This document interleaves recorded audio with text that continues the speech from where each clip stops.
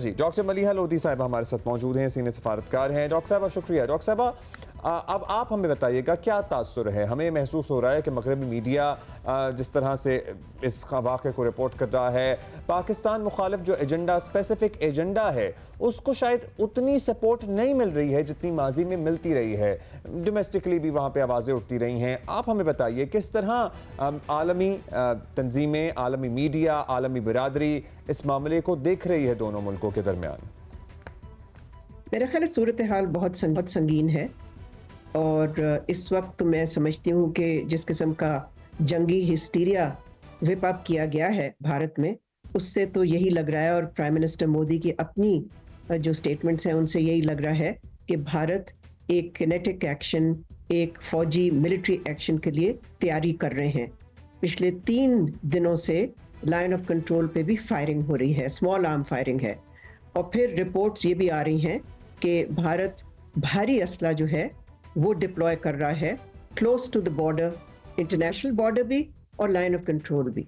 तो मैं समझती हूँ कि ये बहुत ही एक सीरियस लम्हा है और उसमें हमने देखा है कि चीन ने कॉल दी है रिस्ट्रेंट की दोनों मुल्कों पे, लेकिन अमेरिका की तरफ से कोई ऐसी कॉल नहीं आई रिस्ट्रेंट की।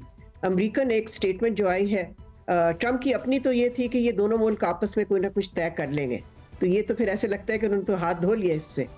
और फिर स्टेट डिपार्टमेंट की तरफ से एक स्टेटमेंट आई जिसमें उन्होंने कहा कि दोनों मुल्कों को रिस्पॉन्सिबल हल निकाल लेना चाहिए इसका।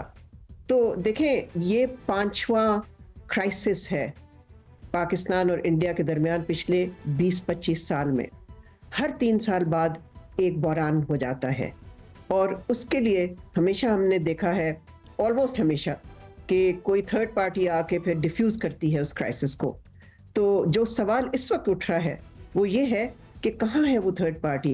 क्या एक थर्ड पार्टी है या अमेरिका ने फ्री पास दे दिया है भारत को कि वो कम से कम पहला एक्शन ले पाकिस्तान के खिलाफ?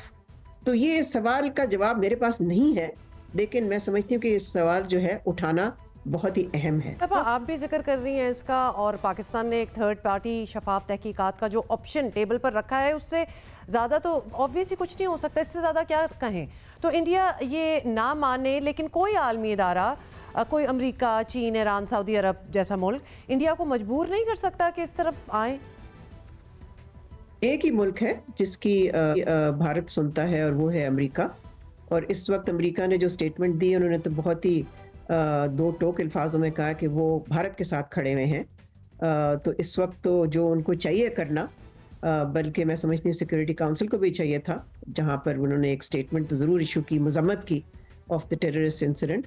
ज़रूरत इस बात की थी कि एक इंटरनेशनल कम्युनिटी को चाहिए है, अब भी चाहिए है, कि वो भारत से कहें कि देखें, आप एविडेंस तो हमें दिखाएं। जो आप पाकिस्तान पे इल्ज़ाम लगा रहे हैं, तो उसका कोई सबूत, कोई एविडेंस, कुछ तो हमें बताएं, कोई इन्फॉर्मेशन तो दें हमें, जिससे कि फिर हम एक तरह से आमादा हों कि भाई वाकई पाकिस्तान इन्वॉल्व था। पाकिस्तान की तरफ से तो आपको मालूम है, हमने तो बहुत दफ़ा बार बार ये कहा है कि हमारा कोई ताल्लुक नहीं है इससे, लेकिन भारत ने जो यूनिलैटरल एक्शंस लिए हैं, उससे तो फिर देखें ना, सूरत हाल एक फुल ब्लोन क्राइसिस की तरफ जा रही है। सर्टनली डॉक्टर साहबा, फुल ब्लोन क्राइसिस की तरफ सूरत हाल जा रही है। अल्लाह करे कि कुछ आलमी ताकतें इसमें पड़ें और इस मामले को डिफ्यूज़ कराएं, क्योंकि ज़ाहिर है ये ना दोनों मुल्कों के मफाद में होगा, ना दोनों मुल्कों के अवाम के मफाद में होगा, सिर्फ मोदी सरकार की पॉलिटिकल माइलेज के ज़रूर मफाद में होगा। This has to be kept in mind कि this is the most populated region of the world. Absolutely, definitely हर किसी इस को तरह की कशीदगी डॉक्टर साहबा किसी भी खित्ते के लिए मुनासिब नहीं है। लेकिन अगर हम बहुत ही ऑप्टिमिस्टिक भी हो जाएं, तो ये ज़रूर है कि इंडिया को और दुनिया को मसला कश्मीर संजीदगी से देखना होगा। एक बार फिर हम रिमाइंड ज़रूर कराएंगे, और ये वाक़या एक रिमाइंडर भी है कि मसला हल नहीं हुआ है। क्या उम्मीद रखें या क्या उम्मीद हो कि अब ये एहसास हर तरफ से आएगा कि मसला कश्मीर हल किए बगैर इस खित्ते में पायदार अमन कायम नहीं हो सकता, कोई तरीका ही नहीं है।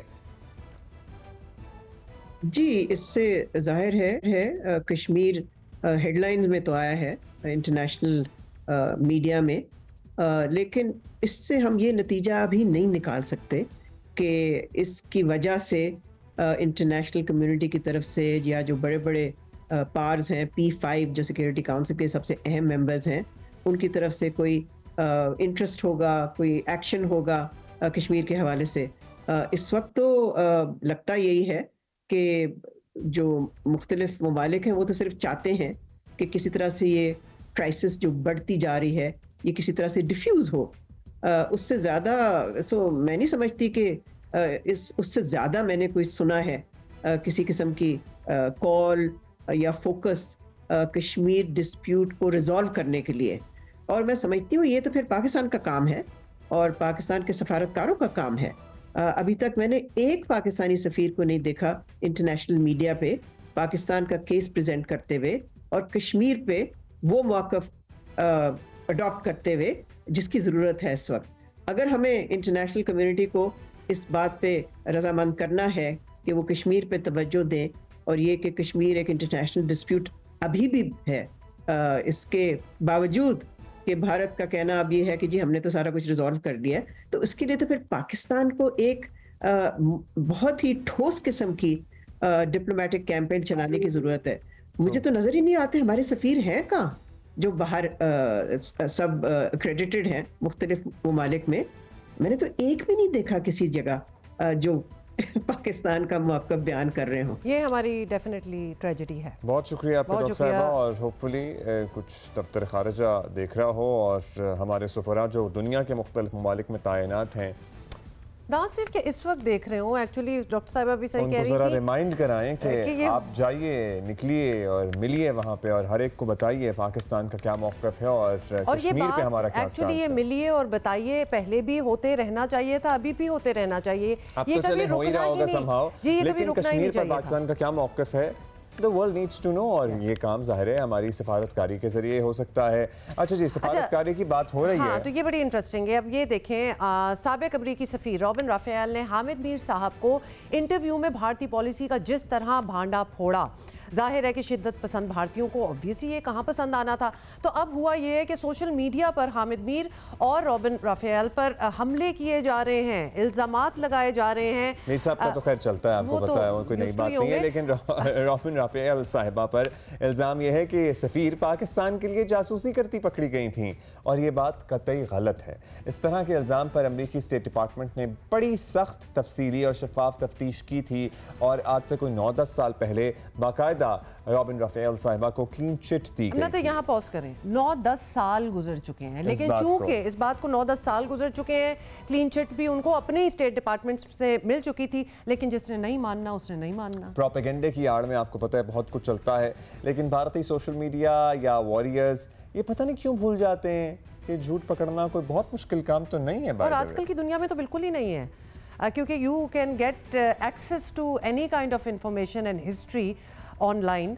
तो थोड़ा सा बोलने से पहले मतलब थोड़ी सी इन्वेस्टिगेशन, तहकीकात अपनी तय कर लें। अच्छा जी, इस मुतालिक तो हम आपको अपडेट करते रहेंगे, लेकिन और भी एक बहुत बड़ा ब्रेक थ्रू हुआ है। ब्रेक थ्रू तो पहले ही हो गया था, कल उसका बाज़ाब्ता जो कानूनी और कागजी कार्रवाई है ना वो भी हो गई है।